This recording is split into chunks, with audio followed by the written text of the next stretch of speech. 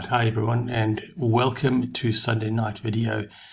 We're just taking a look at the S&P and taking a look at what might happen in the week ahead. So if we take a look at what's happened in the last few weeks, this huge rally up here, nearly 1,000 points up after this decline here. And this really has taken everyone by surprise. The economy is in a shocking state. Unemployment is the highest it's ever been. And it seems like the underlying market is totally disconnecting from the markets. But what we want to do is try and avoid all of those discussions and all of that outlook and really look and see what's actually happening with price. So this is something which we cannot avoid, which we should not ignore, is our readings on how far above the averages price are. And right now, we're nearly at 85% above the 5-period moving average, and we're getting overbought. So this is pointing to a short-term pullback, maybe in the likes of what we saw over there, a couple of days back to the mean, or it could even be a single day before we move up. But this is something which, if you are a bull and you are looking to buy Monday, Tuesday, this is a warning sign to say, be aware, be careful.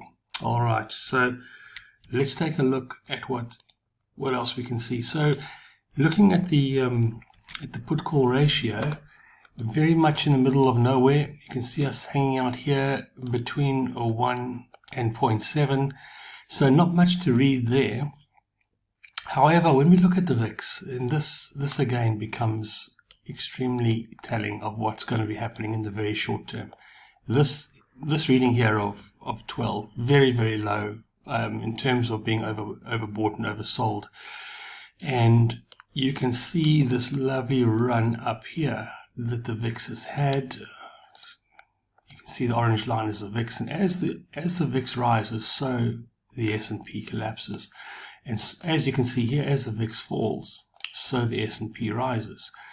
But what we got here is we've got a lovely push down on the S&P, on the VIX. And what we're seeing now is that this is going to probably see a small bounce in the early part of next week.